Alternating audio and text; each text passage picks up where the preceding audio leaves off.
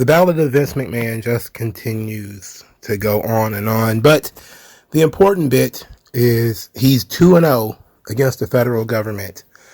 So we got to talk about what's going on with Vince. And it's pretty simple. I'm going to use the AP report. It says former WWE CEO Vince McMahon reaches deal with SEC over undisclosed settlement agreements. So clearly Vince resigned in January of 2024, formally leaving the company. In the SEC on Friday, that would be January the 10th, said that one agreement about Vince was, the hush money, quote unquote hush money payments was in 2019. The other was in 2022.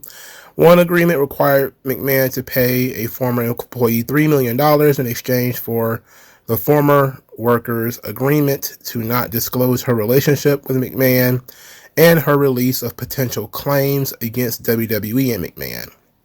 The other was in 2022. That obligated McMahon to pay the former independent contractor $7.5 million in exchange for the independent contractor's agreement to not disclose her allegations against McMahon and her release of potential claims against WWE and McMahon. The commission said that by McMahon not disclosing the agreements to WWE's board, legal department, accountants, financial reporting personnel, or auditor, it circumvented WWE's system of internal accounting controls and caused material misstatements in the company's 2018 and 2021 financial statements. The SEC order found that because the payments required by the 2019 and 2022 agreements were not recorded, WWE overstated its 2018 net income by approximately 8% and its 2021 net income by about 1.7%. Once WWE learned of its settlement agreements, they reissued statements concerning the years in question, which would be 2019 and 2022, if I remember correctly, or 2018 and 2022.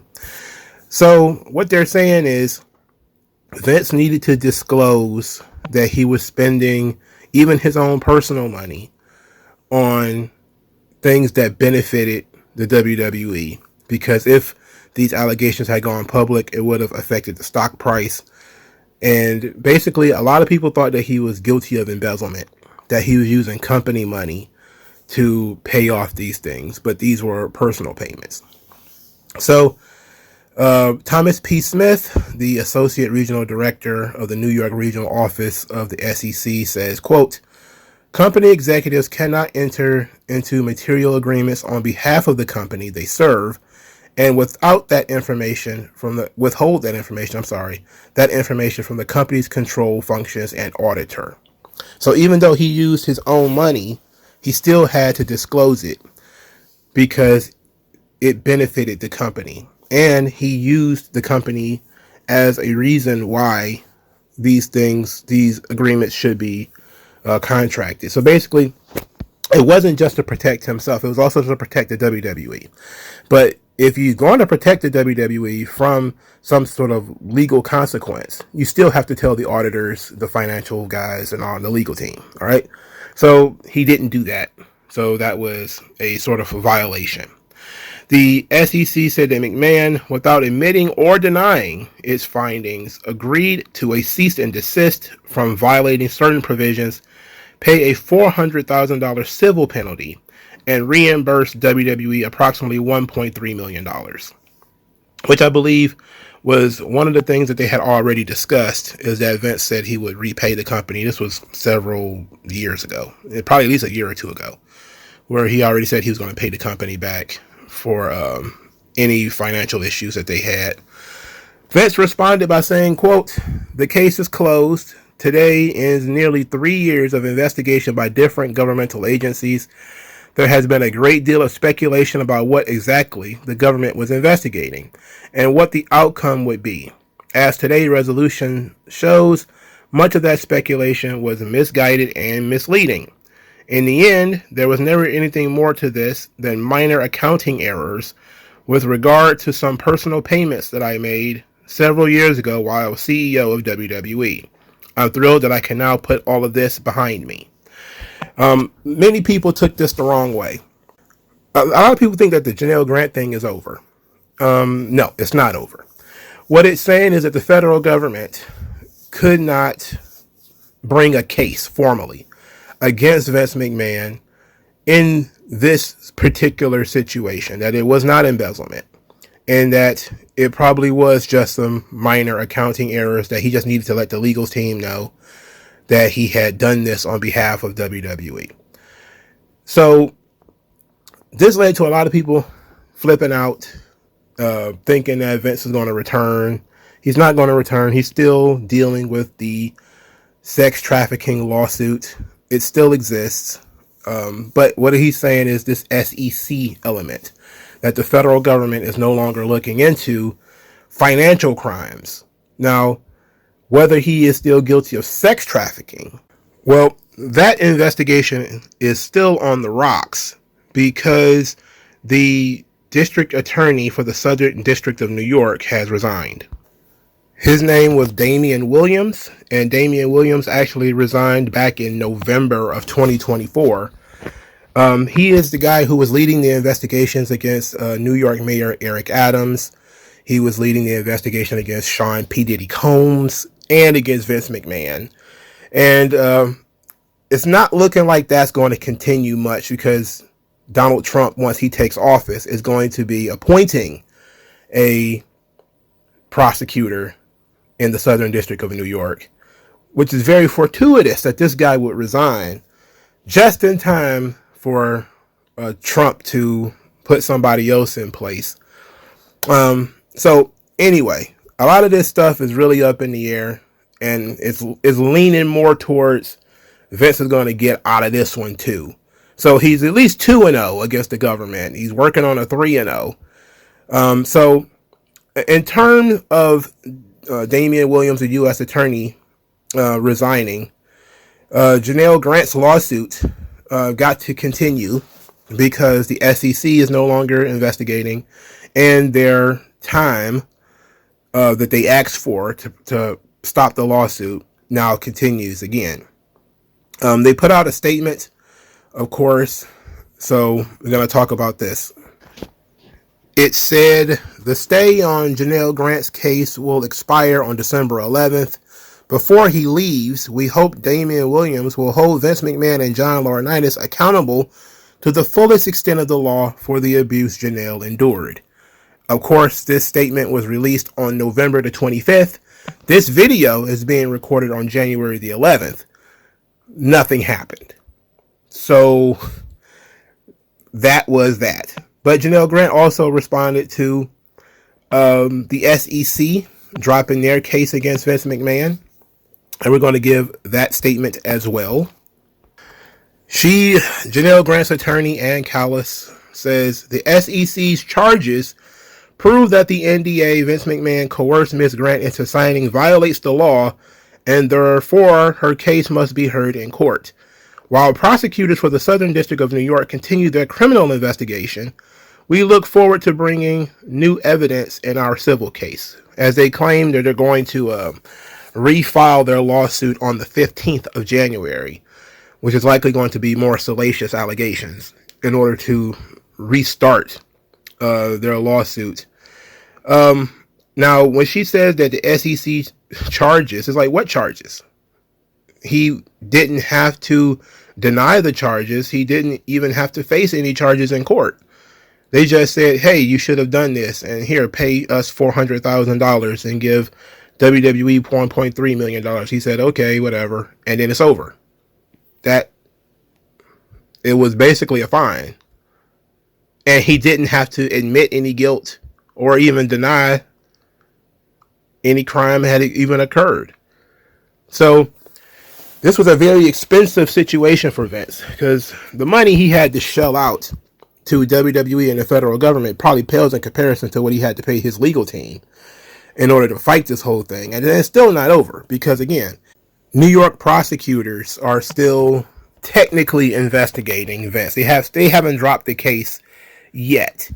But the district attorney for the Southern District of New York, Damian Williams, he had a habit of just filing and doing investigations based off these lawsuits, which is what he did with Diddy. Same thing he was doing to Vince, where the lawsuit comes out, it's full of salacious charges, and he just decides he's going to look into it, which I guess is not a bad thing, but it's mostly good PR for the government, because you have to, at some point, pull up some evidence, like hard evidence, that a lot of these things have occurred, to which there has not been a lot that has been proven. Now, there's been more for Diddy than it has been for Vince. Like we heard from Diddy, from the Diddy case, about all the lube and baby oil and all this kind of stuff found in his many mansions. And with Vince, there's just the NDAs that he already admits that those things exist, but he has admitted no wrongdoing.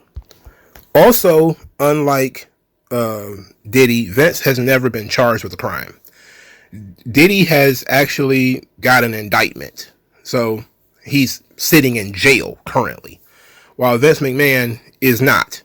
So that should tell you that the accusations against Sean Combs, they actually came months after, maybe even over a year after, the allegations against Vince. Diddy is sitting in jail, and Vince is not. That should tell you that despite the triggering event for both investigations, the government has not found anything on Vince yet.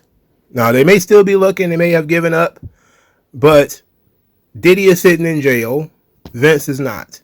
Both are accused of sex trafficking in the same district by the same district attorney. Difference is Diddy is in jail, Vince is not in jail.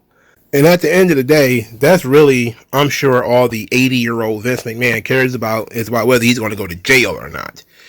And at least on the securities issue, he's not going to face any jail time.